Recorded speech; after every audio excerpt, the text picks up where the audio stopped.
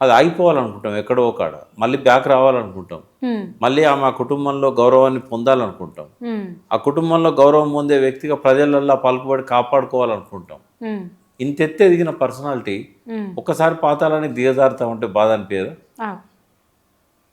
ఆమె ఆమె తిట్టినందుకు, ఆమె ఆరోపణలు చేసినందుకు, పార్టీని అన్నందుకు ఎవరం పట్టించుకోం, ఆ మాటలకు ఏం విలువ లేదు.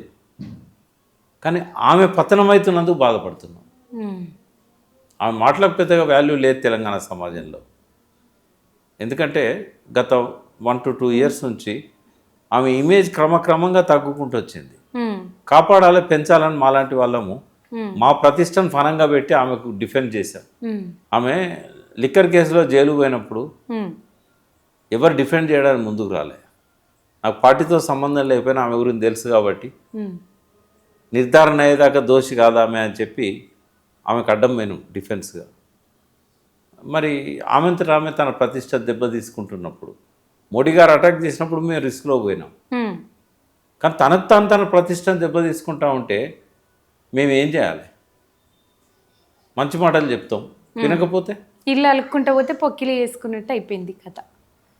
ఇప్పుడు ఎండ్ రిజల్ట్ ఏందనేది, ఎవరైనా ఏదైనా ఒక పని చేసినప్పుడు నేను ఇట్లా మాట్లాడడం వల్ల నాకు వచ్చే లాభం ఏంది, నష్టం ఏంది, నా ప్రతిష్టను పెంచుతుందా, ఇది తగ్గిస్తుందా, నేను ఆరోపణ చేసినంత మాత్రాన ప్రజల ఆరోపణ నమ్ముతారా, లేకపోతే నన్నే తప్పుగా అర్థం చేసుకుంటారా? ఇవన్నీ ఆలోచించాలి కదా.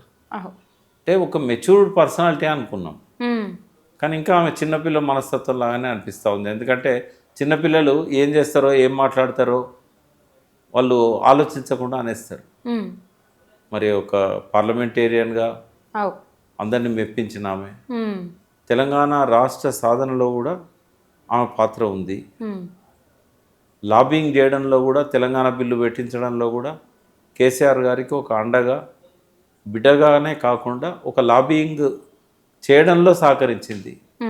కాంగ్రెస్లో ఉన్న పెద్ద పెద్ద నాయకులను ఒప్పించడంలో ఆమె పాత్ర ఉంది. మరి ఇన్ని మంచి లక్షణాలు, చరిత్రలో మిగిలిపోయే లక్షణాలు ఉన్న మనిషి అవన్నీ క్రమక్రమంగా దిగజారుతూ ఉంటే ఎక్కిన కొమ్మను ఆమె నరుక్కుంటే ఆమె పడిపోతుంది. ఆమె పడకూడదని మాలాంటి వాళ్ళం అనుకుంటాం.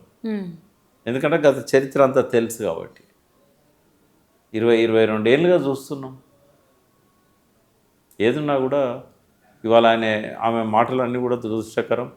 హరీష్ రావు గారి ఇమేజ్ను ఆమె ఏమన్నా కూడా ప్రజలందరికీ హరీష్ రావు ఏందో తెలుసు.